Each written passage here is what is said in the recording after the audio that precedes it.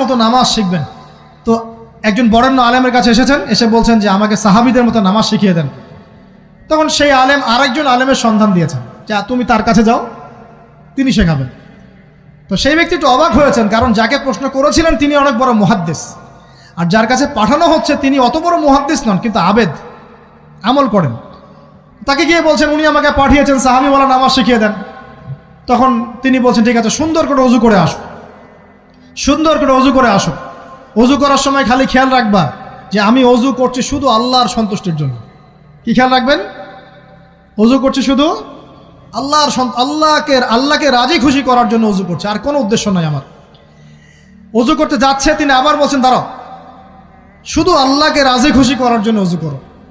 আবার শুরু করছেন, আবার বলছেন শোনো, শুধু আল্লাহকে রাজি খুশি করার জন্য অজু করো। এভাবে বলতেই আছেন, নামাজে দাঁড়িয়েছেন, দাঁড়ানোর আগে বলছেন শোনো, শুধু আল্লাহকে রাজি খুশি করার জন্য নামাজ পড়ো। বলতেই আছেন।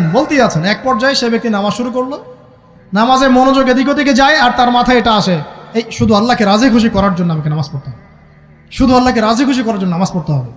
এই চিন্তা তার মনের মধ্যে ঘুরপাক খাচ্ছে। এভাবে নামাজটা সে শেষ করে চিন্তা করছে যে নামাজ তো পুরোপুরি মনোযোগ দিতে পারলাম না, বারবার মাথার মধ্যে এরকম চিন্তা আসছে, আল্লাহ আমাকে তুমি মাফ করে দাও, নামাজটা আমার মনে হলো না ঠিক মতো।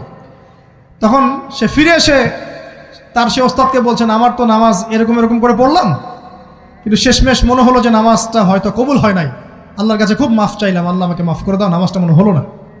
তখন সেই যে প্রথম ব্যক্তি যিনি পাঠিয়েছেন তিনি বলছেন এটাই হলো সাহাবীওয়ালা নামাজ।